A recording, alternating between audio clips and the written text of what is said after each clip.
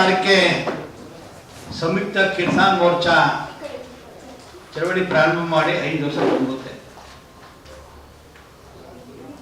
ಸಂಯುಕ್ತ ಕಿಸಾನ್ ಮೋರ್ಚಾ ಮತ್ತು ಜೆಸಿಬಿ ಕಾರ್ಮಿಕ ಸಂಘಟನೆ ಜಂಟಿಯಾಗಿ ನವೆಂಬರ್ 26ನೇ ದಿನವನ್ನು ಒಂದು ಪ್ರತಿಭಟನಾ ದಿನವಾಗಿ ಆಚರಿಸ್ತಾ ಇದ್ದೀವಿ. ಎಲ್ಲ ರಾಜ್ಯದ ರಾಜಧಾನಿಗಳು, ಆ ರಾಜ್ಯದಲ್ಲಿ ಬರುವಂಥ ಜಿಲ್ಲಾ ಮತ್ತು ತಾಲೂಕು ಕೇಂದ್ರಗಳಲ್ಲಿ ಬೃಹತ್ ಪ್ರತಿಭಟನೆ ಅವತ್ತು ದಾಖಲಾಗುತ್ತೆ. ಕೋಟ್ಯಾಂತರ ಜನ ರೈತರು, ಕಾರ್ಮಿಕರು ಮತ್ತು ಇವೆರಡು ಆಶಯಗಳಿಗೆ ಪೂರಕವಾಗಿ ಕೆಲಸ ಮಾಡ್ತಾ ಇರುವಂಥ ರೈತ ಕಾರ್ಮಿಕ ಆಶಯಗಳು ಪೂರಕವಾಗಿ ಕೆಲಸ ಮಾಡ್ತಾ ಇರುವಂಥ ಬೇರೆ ಬೇರೆ ಸಂಘಟನೆಗಳೆಲ್ಲ ಸಮನ್ವಯಕರಿಸಿ ಒಂದು ದೊಡ್ಡ ಹೋರಾಟ ಅವತ್ತು ನಡೀತಿದೆ.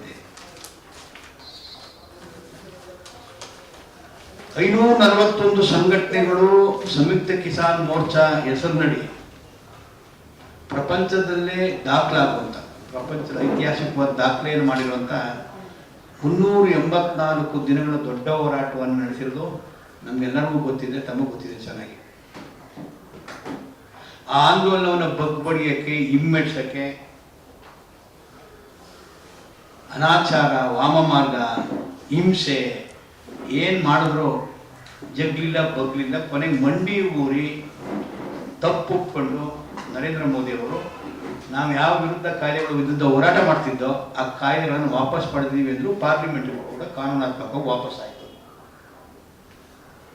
ವಾಪಸ್ ಆಡುವಾಗ ಭರವಸೆ ಕೊಟ್ಟಿದ್ರು. MSP ಬಗ್ಗೆ, ಮಿನಿಮಮ್ ಸಪೋರ್ಟ್ ಪ್ರೈಸ್ ಬಗ್ಗೆ, ವಿದ್ಯುತ್ ಶಕ್ತಿ ಕಾಯ್ದೆ ಬಗ್ಗೆ, ಎಸೆನ್ಷಿಯಲ್ ಕಮಾಡಿಟಿ ಕಾಯ್ದೆ ಬಗ್ಗೆ, ಇತರೆ ಕೃಷಿಗೆ ಸಂಬಂಧಪಟ್ಟಂಥ ಕಾಯ್ದೆಗಳ ಬಗ್ಗೆ ನಮ್ಮ ಏನು ಒತ್ತಾಯಗಳಿದ್ದೋ ಅದನ್ನು ಜಾರಿ ಮಾಡಲಿಕ್ಕೆ ಪರಿಶೀಲಿಸ್ತೀವಿ, ಅದನ್ನು ಜಾರಿ ತರಕ್ಕೆ ಪ್ರಾಮಾಣಿಕವಾಗಿ ಪ್ರಯತ್ನ ಮಾಡ್ತೀವಿ ಅಂತ ವಾಗ್ದಾನ ಮಾಡಿದ್ರು. ಅದನ್ನು ಬರೀ ಬಾಯಿ ಮಾಲೆ ಎತ್ತಲ್ಲ ಹೇಳ್ತಿಲ್ಲ, ಲಿಖಿತವಾಗಿ ಬರ್ಕೊಟ್ಟಿದ್ರು. ಆ ಭರವಸೆಗಳೆಲ್ಲ ಒಂದನ್ನೂ ಕೂಡ ಈಗಷ್ಟೇ ಭಾರತ ಸರ್ಕಾರ, ಒಕ್ಕೂಟ ಸರ್ಕಾರ, ನರೇಂದ್ರ ಮೋದಿಯವರ ನೇತೃತ್ವದ ಸರ್ಕಾರ ಮಾತಿಗೆ ತಪ್ಪಿದೆ. ಅದನ್ನು ಮೊದಲನೇದಾಗಿ ನಾವು ಇಡೀ ದೇಶಾದ್ಯಂತ ಖಂಡಿಸ್ತೇವೆ. ಸುಮ್ಮನೆ ಆಗಲಾರು ಬರೀ ಮಾತನ್ನ ತಪ್ಪುದಲ್ಲ, 3 ಕಾಯ್ದೆಗಳ ಅಂಶಗಳಲ್ಲಿ ಏನೇನು ನಾವು ವಿರೋಧ ಮಾಡಿದ್ದೋ ಅದೇ ಅಂಶಗಳಿಗೆ ಇನ್ನೂ ಕೆಟ್ಟದಾಗಿ, ಇಂಡೈರೆಕ್ಟ್ ಆಗಿ ಹೊಸ ಹೊಸ ನೀತಿಗಳನ್ನು ರೂಪಿಸಿ ರಾಜ್ಯಗಳ ಮುಖಾಂತರ ಜಾರಿ ತರಕ್ಕೆ ಕೊಟ್ಟಿದೆ. ಅಂದರೆ ಇದು ಪೂರ್ತಿ ಕಾರ್ಪೊರೇಟ್ ಮಯವಾದಂಥ ಸರ್ಕಾರ. ಕಾರ್ಪೊರೇಟ್ ನೀತಿಗಳನ್ನು ಜಾರಿ ತರಕ್ಕೆ ಟೊಂಕ ಕಟ್ಟಿ ನಿಂತು ಡೈರೆಕ್ಟಾಗಿ ತರದ್ರು, ಇಂಡೈರೆಕ್ಟ್ ಆಗಿ ಹೆಂಗೆ ಗುಣದಾಗಿ ಆ ಜಾರಿ ಬರಬೇಕು ಅಂತ ಮಾಡ್ತಾ ಇದೆ. ಆ ಅಂಶಗಳನ್ನು ಕೂಡ ನಾವು ವಿರೋಧ ಮಾಡ್ತಾ ಇದ್ದೀವಿ. ಬರೀ ಕೇಂದ್ರ ಸರ್ಕಾರ ನೀತಿ ಅಲ್ಲ, ರಾಜ್ಯ ಸರ್ಕಾರ, ಅದು ಯಾವುದೇ BJP ಪಕ್ಷ ಇರ್ಬೋದು, BJP ಇತರ ಪಕ್ಷ ಇರ್ಬೋದು, ಇಡೀ ಭಾರತದಲ್ಲಿ ಅವರು ಕೂಡ BJP ಏನು ರೂಪಿಸಿದೆ ನೀತಿಗಳು ಅದನ್ನು ಸ್ಪೀಡಾಗಿ ಜಾರಿ ತರ್ತಾರೆ. ಇಲ್ಲಿ ಕಾಂಗ್ರೆಸ್ ಇದೆ, BJPಗಿಂತ ಸ್ಪೀಡಾಗಿ ಜಾರಿ ತರಕ್ಕೆ ಹೊರಟಿದೆ.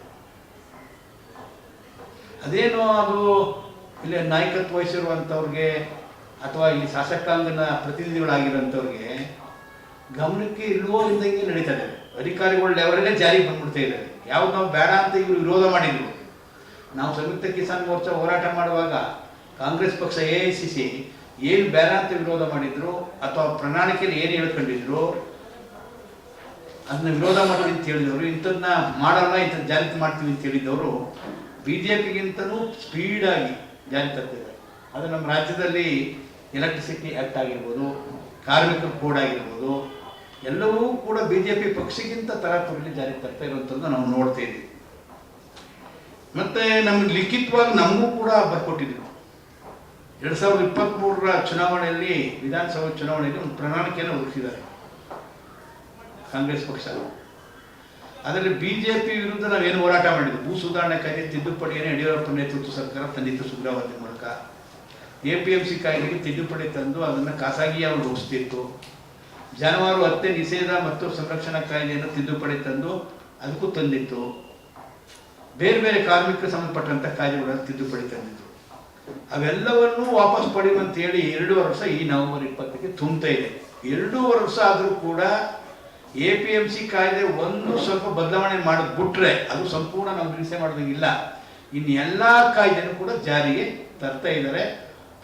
ಮುಖ್ಯಮಂತ್ರಿಯವರು ನಾವು ಭೇಟಿ ಮಾಡಿದಾಗ ಅಥವಾ ಕೆಲವು ಸಂದರ್ಭದಲ್ಲಿ ನಾವೇ ಕಲಿಸಿರುವಂಥ ಸಂದರ್ಭದಲ್ಲಿ ನಾವು ಈ ಭೂ ಸುಧಾರಣೆ ಕಾಯ್ದೆ ತಿದ್ದುಪಡಿಯನ್ನು ತಗೊಳ್ತಿದ್ದೀವಿ ವಾಪಸ್ಸು ಅಂತ ಹೇಳಿದ್ರು. ಇದುವರೆಗೂ ತಗೊಂಡಿಲ್ಲ. ಕೃಷಿ ಬೆಲೆ ಆಯೋಗಕ್ಕೆ ಒಂದು ಕಾನೂನಾತ್ಮಕವಾದ ಬಲ ಕೊಡ್ತೀವಿ, ರಾಜ್ಯವೇ ಬೆಳೆಗಳಿಗೆ ಕೃಷಿ ಬೆಳೆಗಳಿಗೆ ಬೆಲೆ ನಿಗದಿ ಮಾಡ್ತೀವಿ ಅಂತ ಹೇಳಿದ್ರು. ಕಾನೂನಾತ್ಮಕವಾಗಿ ಅದು ಶಾಶ್ವತ ಆಯೋಗವೂ ಮಾಡಿಲ್ಲ, ಅದಕ್ಕೊಂದು ಶಾಸನಾತ್ಮಕವಾದಂಥ ಅಧಿಕಾರಿನೂ ಕೊಟ್ಟಿಲ್ಲ. ಅಂದರೆ ಕಾಂಗ್ರೆಸ್ ಮತ್ತು BJPಗೆ ಏನೂ ಡಿಫ್ರೆನ್ಸ್ ಇಲ್ಲ ಅನ್ನೋದು ನಮ್ಮ ಮನವರಿಕೆ ಆಗಿದೆ. ಅದರಿಂದಲೇ ನಾವು ನವೆಂಬರ್ 26 ಜನಸಾಮಾನ್ಯ ತಿಳಿಸುತ್ತಿರುವ ಜನ ಚಳವಳಿಗಳು ನಿರಂತರ ಒತ್ತಾಯಿಸುತ್ತಿರುವಂತಹ ಇವುಗಳನ್ನ ಜಾರಿಗೆ ತನ್ನಿ ಮಾತಂತೆ ನಡ್ಕೊಳ್ಳಿ ಅಂತೇಳಿ ಬೆಂಗಳೂರು ಚಲೋ ಕಾರ್ಯಕ್ರಮನ ಮಾಡ್ತಾ ಇದ್ದೀವಿ. ರೈತರು, ಕಾರ್ಮಿಕರು, ದಲಿತರು, ಎಲ್ಲ ಸೆಕ್ಟರ್ ದುಡಿಯುವಂಥ ಜನ ಅವತ್ತು ಚಲೋ ಬರ್ತಾರೆ. ಜಿಲ್ಲಾ ತಾಲೂಕು ಕೇಂದ್ರಗಳು ನಡೀತವೆ. ಬೆಂಗಳೂರು ರಾಜ್ಯದಲ್ಲಿ ಬೃಹತ್ ಚಲೋವನ್ನು ಮಾಡ್ಕೊಂಡಿದ್ವಿ. ಅವತ್ತು ಸರ್ ನವೆಂಬರ್ 20 ಫ್ರೀಡಂ ಪಾರ್ಕ್ ನಮ್ಮ ಜಿಲ್ಲೆ ಸ್ವಾತಂತ್ರ್ಯ ಉದ್ಯಾನ, ನವೆಂಬರ್ 26 ಸ್ವತಂತ್ರ ಉದ್ಯಾನ ಫ್ರೀಡಂ ಪಾರ್ಕಲ್ಲಿ ನಾವು ಸಾವಿರಾರು ಸಂಖ್ಯೆ, ಬಹಳ ಬೃಹತ್, ನಾವು 50,000 ನಿರೀಕ್ಷೆ ಮಾಡಿದ್ವಿ. ಒಂದು 25 ಮೇಲೆ 50,000 ನಿರೀಕ್ಷೆ ಮಾಡಿದ್ದೀವಿ. ಬೃಹತ್ ಸಂಖ್ಯೆಯಲ್ಲಿ ಕೇಂದ್ರದ ಪಾಲಿಸಿಗಳನ್ನು ನಾವು ವಿರೋಧ ಮಾಡೋದ್ರ ಜೊತೆಗೆ ರಾಜ್ಯ ಸರ್ಕಾರ ಮಾತು ಕೊಟ್ಟಂಗೆ ನಡ್ಕೊಳ್ಳೇಬೇಕು. ಇಲ್ಲ ಅಂದರೆ ಇಲ್ಲಿಂದ ಕದಲಲ್ಲ, ನಾವು ಮಾತು ಕೊಡಬೇಕು, ನಡ್ಕೊಳ್ಬೇಕು, ಮಾತು ಈಡೇರಿಸಬೇಕು ಅಂತೇಳಿ ನಾವು ರಾಜ್ಯ ಸರ್ಕಾರದ ಮೇಲೆ ಒತ್ತಾಯ ಹೇಳಿ ಬಂದವರು ರಾಜ್ಯ ಸರ್ಕಾರ ಖಚಿತವಾಗಿ ನಮ್ಮ ಭರವಸೆ ಮತ್ತು ಆ ಬಗ್ಗೆ ಸೂಕ್ತ ಕ್ರಮಗಳು ಜರುಗಿಸ್ತಾ ಇದ್ರೆ ನಾವು ವಾಪಸ್ ಹೋಗಲ್ಲ. ಜೈಲಿಗೆ ಬೇಕಾದ್ರೆ ಹಾಕಿ ನಾವು ಜೈಲಿಗೆ ಹೋಗಿ ಕಂಡಿದ್ದೀವಿ, ಮಾತು ಉಳಿಸ್ಕೋಬೇಕು, ಇಲ್ಲ ನಮ್ಮ ಜೈಲಿಗೆ ಹಾಕ್ಬೇಕು ಅಂತ ಒತ್ತಾಯ ಮಾಡಿ ಬರ್ತಾ ಇದ್ದೀವಿ. ಇಷ್ಟು 26ಕ್ಕೆ ನಡೀತದೆ. ನೀವೆಲ್ಲರೂ ಹಿಂದೆ ದೊಡ್ಡ ಹೋರಾಟಗಳನ್ನು ಸಹಕಾರ ಕೊಟ್ಟಿದ್ದೀರಿ. ದೇವನಹಳ್ಳಿ ಹೋರಾಟದಂತೂ ಬೃಹತ್ತಾಗಿ ಒಂದು ಹೋರಾಟ ರೂಪಿಕೊಳ್ಳೋಕ್ಕೆ ನಿಮ್ಮ ಪಾತ್ರಗಳು ಕೂಡ ಮಾಧ್ಯಮದವರು ಒಂದು ಮಟ್ಟದಲ್ಲಿದೆ. ಇದಕ್ಕೂ ಕೂಡ ನೀವು ಮಾಧ್ಯಮದಲ್ಲಿ ಸಹಕರಿಸಬೇಕು. ದುಡಿಯೋ ಜನಗಳ ನೀತಿಗಳು ತರಕ್ಕೆ ಮತ್ತು ದುಡಿಯೋ ಜನರ ವಿರುದ್ಧದ ನೀತಿಗಳ ವಿರುದ್ಧ ಹೋರಾಟ ಮಾಡೋಕ್ಕೆ ನೀವು ಕೂಡ ಸಹಕರಿಸಬೇಕು ಅಂತ ಹೇಳಿ ಮಾತನಾಡ್ತೀನಿ. ಮುಂದೆ ಬೇರೆ ಮಾತಾಡ್ತೀನಿ. ವರಲಕ್ಷ್ಮಿ. ನಮಸ್ಕಾರ. ನವೆಂಬರ್ 26 ನಡೀತಾ ಇರ್ತಕ್ಕಂಥ ಹೋರಾಟದಲ್ಲಿ ತಮಗೆಲ್ಲ ಗೊತ್ತಿರೋ ಹಾಗೆ ಮೊನ್ನೆ ಕೇಂದ್ರ ಸರ್ಕಾರ ಹೊಸ ಶ್ರಮಿಕ ನೀತಿ ಅಂತ ಹೇಳಿ ಒಂದು ತಂದಿದೆ, ನ್ಯೂ ಲೇಬರ್ ಪಾಲಿಸಿ. ಅದು ಏನು ಹೇಳುತ್ತೆ ಅಂತ ಹೇಳಿದ್ರೆ, ಕಡಿಮೆ ವೆಚ್ಚದಲ್ಲಿ ಗುಣಮಟ್ಟದ ಉತ್ಪಾದನೆಯನ್ನು ಕೊಡಬೇಕು ಅಂತ ಹೇಳಿ ಹೇಳ್ತಾರೆ ಅವರು. ಆದರೆ ಕಡಿಮೆ ವೆಚ್ಚ ಅಂತ ಹೇಳಿದ್ರೆ ಟೋಟಲ್ ಕಾರ್ಮಿಕರಿಗೆ ಕೊಡ್ತಾ ಇರ್ತಕ್ಕಂಥ ಏನು ಸವಲತ್ತುಗಳಿದ್ದಾವೆ ಮತ್ತು ಕಾರ್ಮಿಕರಿಗೆ ಒಂದು ರೀತಿಯ ಅಸ್ತ್ರವಾಗಿದ್ದಂಥ ಕಾರ್ಮಿಕ ಇಲಾಖೆಯನ್ನು ಸಂಪೂರ್ಣವಾಗಿ ಅದನ್ನು ಒಂದು ರೀತಿಯಲ್ಲಿ ವೀಕನ್ ಮಾಡ್ತಾ ಇದ್ದಾರೆ. ಅಂದರೆ ಇಲ್ಲವೇ ಇಲ್ಲ ಅನ್ನುವ ರೀತಿಯಲ್ಲಿ ಇನ್ನು ಮುಂದೆ ಲೇಬರ್ ಮಿನಿಸ್ಟ್ರಿ ಅಥವಾ ಲೇಬರ್ ಡಿಪಾರ್ಟ್ಮೆಂಟ್ ಇದು ಯಾವುದೂ ಕೂಡ ಇರೋದಿಲ್ಲ. ಅವರು ಹಿಂದೆ ತಂದಂಥ 4 ಕೋಡುಗಳಲ್ಲಿ ಕೂಡ ಲೇಬರ್ ಇನ್ಸ್ಪೆಕ್ಟರ್ಗಳಿಗೆ ಯಾವುದೇ ರೀತಿ ಪವರ್ ಇಲ್ಲದೆ ಇರುವ ರೀತಿಯ ಒಂದು ಅದರಲ್ಲಿ ಪ್ರಯತ್ನಗಳನ್ನು ನಡೆಸಿದ್ರು. ಈಗ ಟೋಟಲ್ ಕಾರ್ಮಿಕ ಇಲಾಖೆನೇ ಒಂದು ರೀತಿ ವೀಕನ್ ಮಾಡುವ ರೀತಿಯ ಮತ್ತು ಅದಕ್ಕೆ ಯಾವುದೇ ರೀತಿಯ ಬಲ ಇಲ್ಲದ ರೀತಿಯ ಒಂದು ಅಂಶಗಳನ್ನು ಅದರಲ್ಲಿ ತಂದಿದ್ದಾರೆ. ಅದನ್ನು ಅವರು ಶ್ರಮ ಧರ್ಮ ಅಂತ ಹೇಳ್ತಾ ಇದ್ದಾರೆ. ಎಲ್ಲವೂ ಕೂಡ ಅವರು ಧರ್ಮಕ್ಕೇನೆ ಅಂಟಾಕಂಡೇನೆ ಅವರು ಅದನ್ನು ತರುವುದು ಪಾಲಿಸಿಯನ್ನು. ಇದನ್ನು ಕೂಡ ಶ್ರಮ ಧರ್ಮ. ಶ್ರಮ ಧರ್ಮ ಅಂದರೆ ಏನು? ಶ್ರಮಿಕರ ಕೆಲಸ ಏನು? ಶ್ರಮ ವ್ಯಯ ಮಾಡೋದು ಅವನ ಧರ್ಮ, ಅದಕ್ಕೆ ಮತ್ತೆ ನೀವು ಫಲ ಕೇಳಂಗಿಲ್ಲ. ಓಕೆ, ಸೊ ಆ ರೀತಿಯ ಒಂದು ಅನೇಕ ಅಂಶಗಳಿರ್ತಕ್ಕಂಥ ಈ ಥರದ ಒಂದು ಇದನ್ನು ತರ್ತಾ ಇದ್ದಾರೆ. ಸೊ ಹಾಗಾಗಿ ನಾವು ಅವತ್ತು ಅದನ್ನು ಇಡೀ ದೇಶದಲ್ಲಿ ಎಲ್ಲ ಕಡೆಯೆಲ್ಲ ಆದೇಶವನ್ನು ಸುಟ್ಟಾಕ್ತಾ ಇದ್ದೀವಿ. 26ನೇ ತಾರೀಕು ಕೂಡ ಈ ಹೋರಾಟದಲ್ಲಿ ಆ ಆದೇಶವನ್ನು ಸುಡಬೇಕಾಗತ್ತೆ ಮತ್ತು ಜಿಲ್ಲಾ ಕೇಂದ್ರಗಳಲ್ಲಿ ಕೂಡ ಕೆಲಸದ ಸ್ಥಳಗಳಲ್ಲಿ, ಫ್ಯಾಕ್ಟ್ರಿ ಗೇಟ್ಗಳಲ್ಲಿ ಆ ಆರ್ಡರನ್ನು ನಾವು ಸುಡ್ತಾ ಇದ್ದೀವಿ. ಮತ್ತು ಅದೇ ಈ ಒಂದು ಮುಖ್ಯವಾದಂಥ ಒಂದು ಡಿಮ್ಯಾಂಡ್ ಆಗಿ ಅದನ್ನು ತಗೊಂಡಿದ್ದೀವಿ. ಮತ್ತು ಕರ್ನಾಟಕ ಸರ್ಕಾರ ಒಂದು ರೆಸಲ್ಯೂಷನ್ ಪಾಸ್ ಮಾಡಬೇಕು, ಇದನ್ನು ಒಪ್ಪುವುದಿಲ್ಲ ಅಂತೇಳಿ. ಈ ಶ್ರಮ ನೀತಿ ಏನಿದೆ ಇದನ್ನು ರಾಜ್ಯ ಸರ್ಕಾರ ತಿರಸ್ಕಾರ ಮಾಡಬೇಕು ಮತ್ತು ಕೇಂದ್ರಕ್ಕೆ ಒಂದು ಅದರಲ್ಲಿ ಇಲ್ಲ ಸರ್, ಈ ನೋಟಲ್ಲಿ ಇಲ್ಲ. ಅದು ನಾನು ಹೇಳ್ತಾ ವಿಷಯ ಇದು ಆಮೇಲೆ ನ್ಯೂ ಡೆವಲಪ್ಮೆಂಟು. ಸೊ ಹಾಗಾಗಿ ರಾಜ್ಯ ಸರ್ಕಾರ ಸ್ಟ್ಯಾಂಡ್ ತಗೊಳ್ಬೇಕು, ನಮ್ಮ ಕ್ಯಾಬಿನೆಟ್ ಆರ್ ವಿಧಾನಸಭೆ ಆ ಸ್ಟ್ಯಾಂಡ್ ತಗೊಳ್ಬೇಕು ಅನ್ನೋದು ಕೂಡ ನಾವು ಆಗ್ರಹ ಮಾಡ್ತಾ ಇದ್ದೀವಿ. ಇನ್ನು ಎರಡನೇದು ತಮಗೆ ಗೊತ್ತಿರೋ ಹಾಗೆ ಕನಿಷ್ಠ ವೇತನ 36,000ಕ್ಕೆ ನಾವು ಕೇಳಿದ್ವಿ. ಸೊ ಒಂದು ನೋಟಿಫಿಕೇಶನ್ ಬಂದಿದೆ. ನೋಟಿಫಿಕೇಶನ್ ಬಂದು ಹಲವು ಚರ್ಚೆಗಳೆಲ್ಲ ಆದಮೇಲೆ ಇವತ್ತು ಅದನ್ನು ವಾಪಸ್ ಸರ್ಕಾರಕ್ಕೆ ಕಳಿಸಿದ್ದಾರೆ.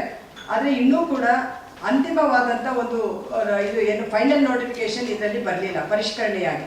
ತಮಗೆಲ್ಲ ಗೊತ್ತಿದೆ, ನಿಮ್ಮನ್ನು ಹಲವು ಜನ ಒಳಗೊಂಡಾಗೆ ಇವತ್ತು ಮಿನಿಮಮ್ ವೇಜ್ ಅಂಡರಲ್ಲೇ ಬರೋದು. ಕಾಂಟ್ರಾಕ್ಟ್ ವರ್ಕರ್ಸು, ಗ್ರಾಮ ಪಂಚಾಯತಿ ವರ್ಕರ್ಸು, ಗಾರ್ಮೆಂಟ್ ವರ್ಕರ್ಸು, ಪ್ಲಾಂಟೇಷನ್ನು, ಬೀಡಿ ಮತ್ತು ಮುನ್ಸಿಪಾಲ್ಟಿಗಳಲ್ಲಿ ಕೆಲಸ ಮಾಡುವಂಥವರು ಬಹುತೇಕರು ಸುಮಾರು 105 ಶೆಡ್ಯೂಲ್ಡ್ ಎಂಪ್ಲಾಯ್ಮೆಂಟ್ಸ್ ಇದರಲ್ಲಿ ಬರುತ್ತೆ. 1.5 ಕೋಟಿ ಜನ ಈ ಒಂದು ಕನಿಷ್ಠ ವೇತನಕ್ಕಾಗಿ 7 ವರ್ಷಗಳಿಂದ ನಾವು ಕಾಯ್ತಾ ಇದ್ದೀವಿ. ಸೊ ಕನಿಷ್ಠ ಸಿದ್ದರಾಮಯ್ಯ ಅವರು ಏನು ಜನರ ಪರವಾಗಿ ಇರುವಂಥವ್ರು ಅಂತ ಏನೊಂದು ನಮಗೊಂದು ನಂಬಿಕೆ ಇದೆ, ಆ ನಂಬಿಕೆ ಸುಳ್ಳಾಗದ ರೀತಿಯಲ್ಲಿ ಈ ಫೈನಲ್ ನೋಟಿಫಿಕೇಶನನ್ನು ಮಾಡಬೇಕು ಅನ್ನೋದು. ಮತ್ತು ಮೂರನೇದು ಕಾರ್ಮಿಕರಿಗೆ ಸಂಬಂಧಪಟ್ಟಾಗೆ ಭಾಳ ಮುಖ್ಯವಾಗಿ ಈ ಕಾಂಟ್ರಾಕ್ಟ್ ವರ್ಕರ್ಸು ದೊಡ್ಡ ಪ್ರಮಾಣದಲ್ಲಿ ಬರ್ತಾ ಇದ್ದಾರೆ, ತಮಗೆಲ್ಲ ಗೊತ್ತಿದೆ.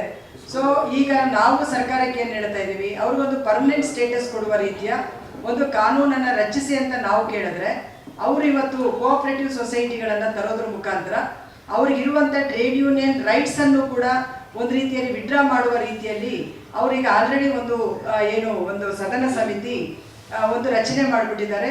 ನಮ್ಮ KH ಪಾಟೀಲ್, ಕಾನೂನು ಮಂತ್ರಿ HK ಪಾಟೀಲ್ ಅವರು ಏನಿದ್ದಾರೆ ಅವರನ್ನ ಚೇರ್ಮನ್ ಆಗಿ ಅದನ್ನು ಮಾಡ್ತಾ ಇದ್ದಾರೆ. ಸೊ ಹಾಗಾಗಿ ನಾವು ಆ ಥರದ ಒಂದು ಕಾನ್ಸೆಪ್ಟನ್ನು ಬಿಟ್ಟು ಒಂದು ರಾಜ್ಯ ಸರ್ಕಾರದ ಅಂಡರಲ್ಲಿ ಯಾರೆಲ್ಲ ಕೆಲಸ ಮಾಡ್ತಾ ಇದ್ದಾರೆ ಅವರನ್ನು ಕಾಯಂ ಮಾಡಲಿಕ್ಕೆ ನಮ್ಮ ಸರ್ವಿಸ್ ರೂಲ್ಸ್ ಏನಿದೆ ಅದಕ್ಕೆ ಅಮೆಂಡ್ಮೆಂಟ್ ತರಬೇಕು.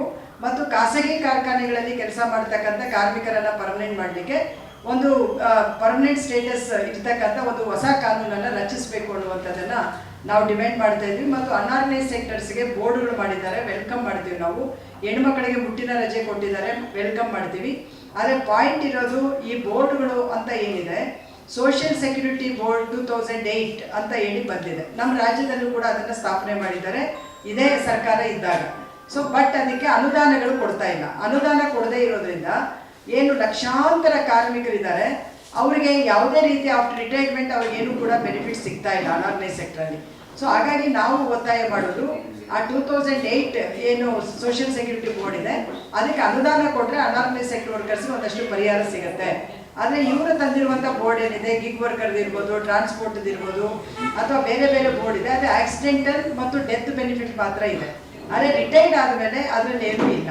ಸೊ ಹಾಗಾಗಿ ಆ ಥರದಲ್ಲಿ ಕೊಟ್ಟರೆ ಮಾತ್ರ ನಿಜವಾದಂಥ ಸುಧಾರಣೆ ಆಗ್ತದೆ ಅನ್ನುವಂಥ ಈ ಎಲ್ಲ ಅಂಶಗಳನ್ನು ಇಟ್ಕೊಂಡು ಸೊ ನವೆಂಬರ್ 26ನೇ ತಾರೀಕಿಗೆ ಈ ಪ್ರತಿಭಟನೆಯನ್ನು ನಾವು ಈ ಸಂಯುಕ್ತ ಹೋರಾಟ ಕರ್ನಾಟಕದ ಮುಖಾಂತರ ನಾವು ಮಾಡ್ತಾ ಇದ್ದೀವಿ. ಅಸುರಕ್ಷಿತ ಕಾರ್ಮಿಕರ ಐಕ್ಯ ಆಂದೋಲನ ಅಂತ ಬೇರೆ ಬೇರೆ ಸಂಘಟನೆಗಳು ಇದರಲ್ಲಿ ಇದ್ದೀವಿ. ನಾವು ಒಂದು ಕೂಟ ಮಾಡಿದ್ದೀವಿ. ಇದರಲ್ಲಿ ಮೇನ್ ಆಗಿ ವಲಸೆ ಕಾರ್ಮಿಕರು, ಕಟ್ಟಡ ಕಾರ್ಮಿಕರು, ಜೀತ ಮುಕ್ತಿ ಆದ ಕಾರ್ಮಿಕರು, ಮತ್ತೆ ಈ ತರ ಹಲವಾರು ಕಾರ್ಮಿಕರ, ಅಸಂಘಟಿತ ಕಾರ್ಮಿಕರು, ಅವ್ರಿಗೆ ಏನು ಸುರಕ್ಷೆ ಇಲ್ಲದೆ ಇರೋ ಕಾರಣ ಈ ಒಂದು ಹೋರಾಟದಲ್ಲಿ ಒಂದು ಪಾಲ್ಗೊಳ್ತಾ ಇದ್ದಾರೆ. ಸುಮಾರು 25,000 ಕಾರ್ಮಿಕರು ಬೇರೆ ಬೇರೆ ಜಿಲ್ಲೆಗಳಿಂದ ಮೊಬಿಲೈಸ್ ಮಾಡಿ ಈ ಒಂದು ಬೆಂಗಳೂರು ಚಲೋ 26 ನವೆಂಬರ್ ಫ್ರೀಡಂ ಪಾರ್ಕ್ಗೆ ಬರ್ತಾ ಇದ್ದಾರೆ. ನಾವೊಂದು ಹಲವು ಕೀ ಡಿಮ್ಯಾಂಡ್ಸ್ ಅನ್ನ ಇಟ್ಕೊಂಡಿದ್ದೀವಿ. ಅದರಲ್ಲಿ ಮೇನ್ ಆಗಿ ಮಿನಿಮಮ್ ವೇಜಸ್ ಏನಂತ ಇದು ಮಾಡಿದಾರೋ ಅದನ್ನ ನಾವು 1,000 ಪರ್ ಡೇ ಅಂತ ನಾವು ಡಿಮ್ಯಾಂಡ್ ಮಾಡ್ತಾ ಇದ್ದೀವಿ. ಅದಲ್ಲದೆ ಬೇರೆ ಈ ಬೋರ್ಡ್ಗಳು, ಸೋಷಿಯಲ್ ವೆಲ್ಫೇರ್ ಬೋರ್ಡ್ಸ್ ಮಾಡ್ತಾ ಇದ್ದಾರೆ.